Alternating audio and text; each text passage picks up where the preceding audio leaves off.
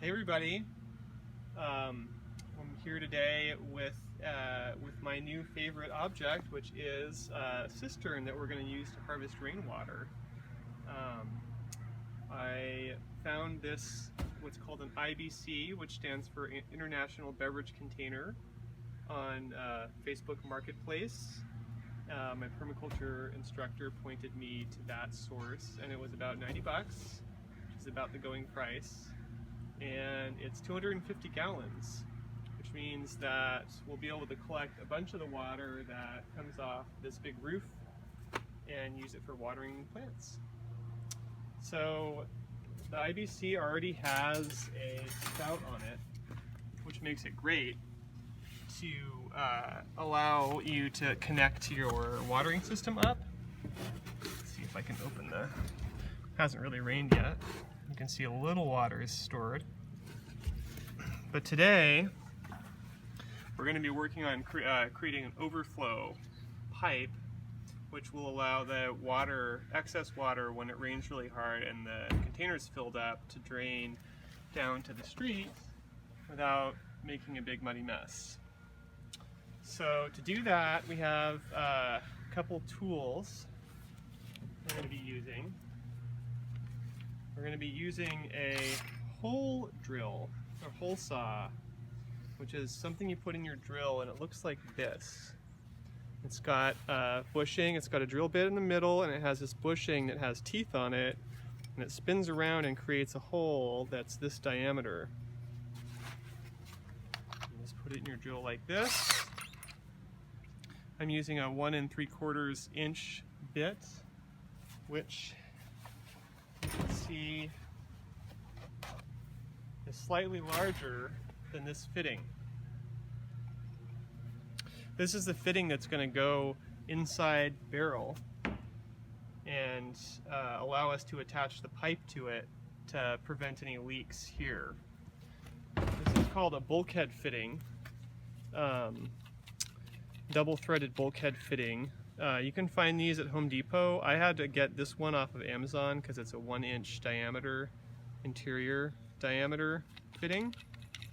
And you can see it has this little arbor that spins off, and it has a little rubber gasket, and the gasket will rest on the inside of the barrel to prevent the water from leaking out.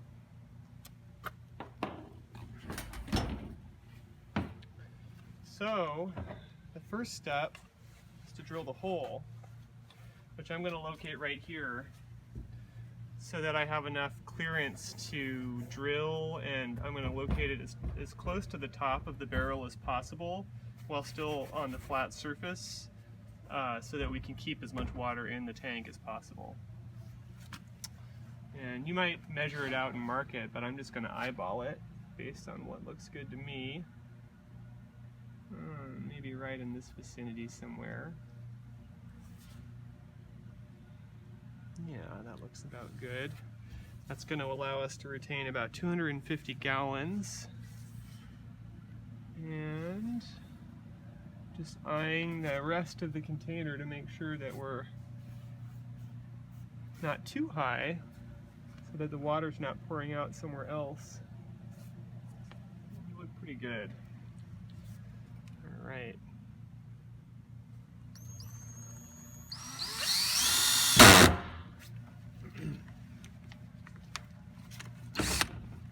Got the pilot hole drilled. This process can be a little messy since these bits are made to drill through wood, and we're drilling through plastic. So you want to make sure your drill is set on drill mode and you've got a fast speed on the speed setting.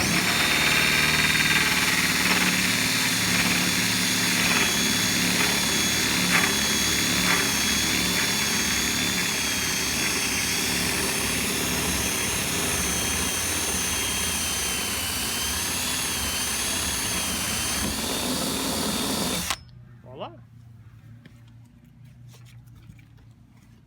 We've got our hole.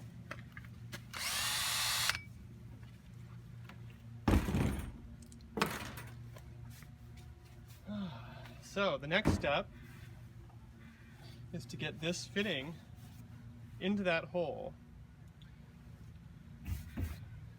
like that.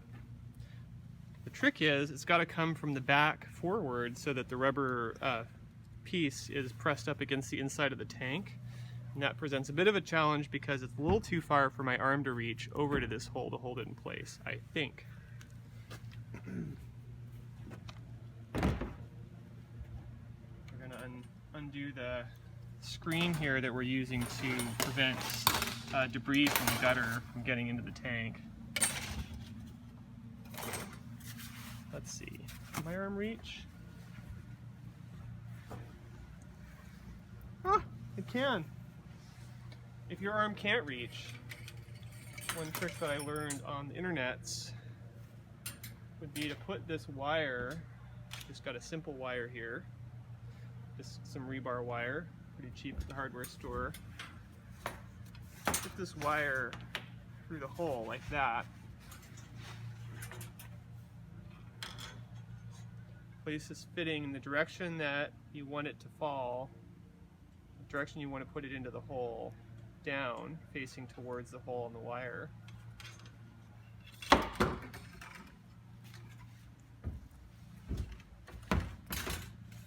And that prevents the fitting from falling down into the tank. Voila. Now, you can take the nut that comes on this fitting that screws onto the outside of this bulkhead fitting here.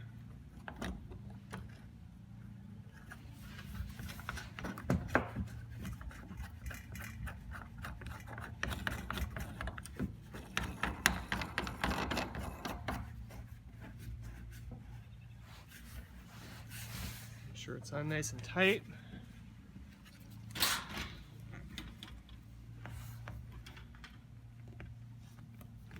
And tightness should be okay for an overflow valve because there won't be very much pressure on it. And voila! Now it's time to install the hose that's going to carry the water from the rain barrel down to a place where we can let it flow out and it won't cause a big issue with mud and runoff. So the rain barrel is uphill behind our garage here. And what currently happens when it rains is that the gutter discharges the water and it runs down this pathway and creates a big muddy mess. So what we'd like to do is to bring it down into the lawn area here so it can infiltrate as it runs down to the street and recharge the aquifer.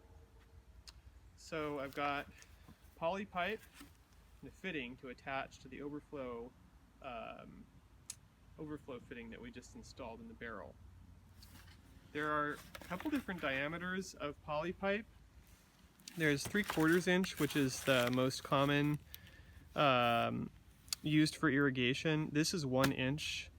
For an overflow pipe, you want it to be at least 1 inch, if not bigger, because when you get a heavy rain event, there's quite a bit of volume depending on the roof size that's discharging into your rain barrel. And so for the overflow to be effective, it needs to carry enough water to prevent the container from overflowing. So let's go install it.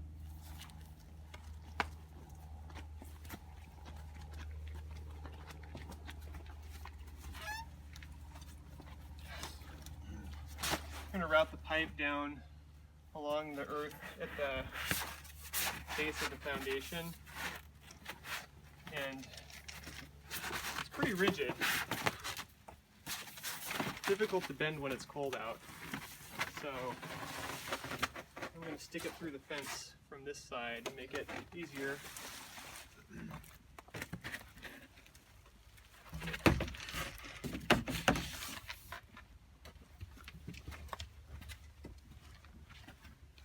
Great. Pull it through. Get it positioned into the right location. Make sure the length is good. And that's where this fitting comes into play.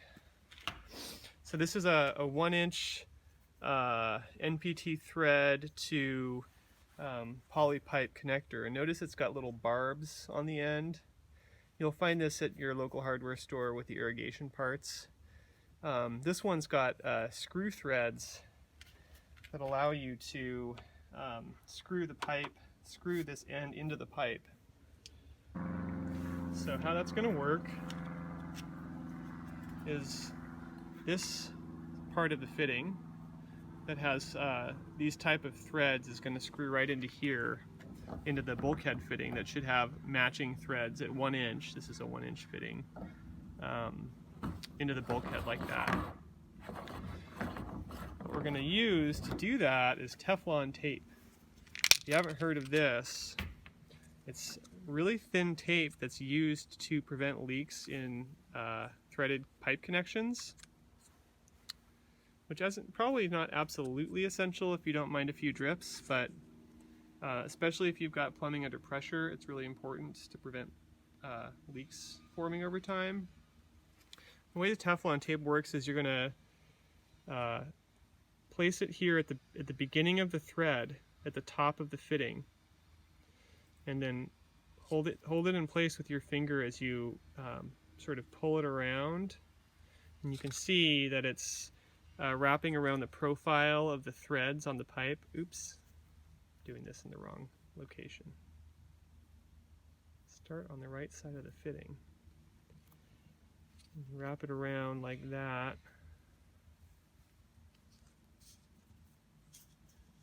And pulling it just tight enough to get that the tape to lay down inside the grooves of the threads there. You can find this tape at the hardware store too in the plumbing section. Just one layer is fine. Now that that top edge is nice and smooth, you want to stick that thread in there. Start spinning.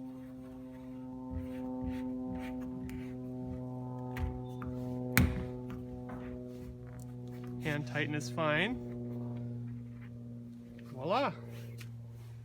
We've got our connection.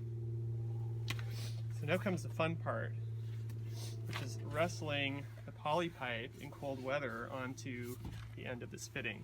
As you can see, it's a full body workout, and if I was going to do this the methodical way, I would get a hairdryer and heat up the end of the poly pipe, especially when it's cold out, so that it's flexible and it slides right over the end of this barb fitting. But I can't be bothered right now, so I'm going to do it the difficult way, which is with brute strength.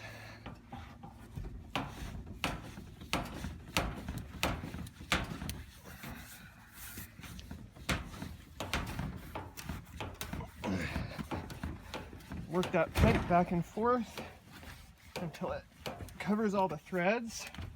And again, because this is the overflow, it won't be under very much pressure. It's a little forgiving in that way. And there we go.